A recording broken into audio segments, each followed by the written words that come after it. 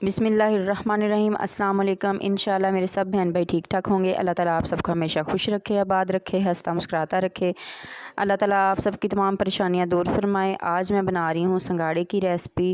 तो सबसे पहले संगाड़े जो हैं इनको धो लेते हैं। एक खुले बर्तन में पानी डालेंगे और इनको धो लेंगे अच्छे से, क्योंकि इनके ऊपर मिट्टी बहुत ज़्यादा होती है, इसलिए इनको हमने अच्छे से धोना होता है। तो इसके ऊपर हल्के हल्के कांटे से भी होते हैं, जब हम धोते हैं तो वो हाथों में चुभते हैं, इसलिए हमें एहतियात से धोने चाहिए। तो इनको मैंने 2 से 3 दफ़ा धोना है, क्योंकि आपको पानी से लग रहा होगा कि बहुत ज़्यादा मैले हैं। तो इस तरह से हमने इनको धो लेना है।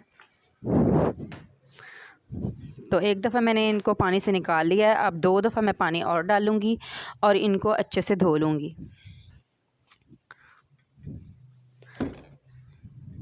तो अब सारे जो संगाड़े हैं इनको एक दफ़ा मैंने वॉश कर लिया। अब दोबारा ये पानी गिरा देंगे और इसमें एक दफ़ा पानी और डालेंगे और फिर इनको धो लेंगे। तो यहाँ पर इनको मैंने 3 दफ़ा धोया है, अच्छे से मिट्टी इनकी निकल चुकी है। तो अब हमने इनको स्टीम में बना रही हूँ मैं, प्रेशर कुकर में। तो यहाँ पर मैंने 2 से 3 घूंट पानी डाला है, ताकि स्टीम बनने तक ये जो पानी है खुश्क हो जाएगा। तो हम सारे जो संगाड़े हैं इसके अंदर डाल देंगे। हल्की सी आंच मैंने जला दी है। तो उसके बाद जब हम इसको बंद करेंगे तो उसके बाद हम इसकी आंच जो है तेज़ कर देंगे। जब तक इसकी जो विसल है वो बोलने शुरू हो जाएगी, तब तक हम इसकी जो आंच है तेज़ रखेंगे, उसके बाद हम स्लो कर देंगे। तो अब प्रेशर कुकर को मैंने बंद कर दिया है। अब इसके ऊपर विसल लगा देंगे।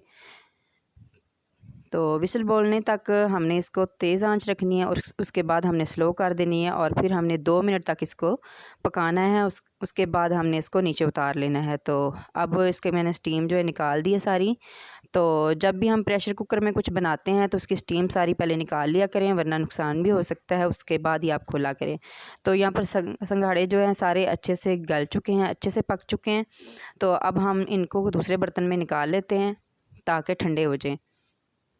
तो यहाँ पर मैं एक छानने में इनको डाल रही हूँ ठंडा होने के लिए। तो बिल्कुल ये खुश्क निकले हैं, इनमें कोई भी पानी नहीं था बिल्कुल भी। जब हम इनको स्टीम में बनाते हैं तो बिल्कुल ये खुश्क होते हैं, नहीं तो ये उबाल कर अगर बनाएं तो इनके अंदर तक जो ऑयली सा पानी सा हो जाता है वो अच्छा नहीं लगता। तो अब इनको छील लेते हैं। मैं छीलने के बाद आपको दिखाती हूँ कि ये किस तरह से हुए हैं।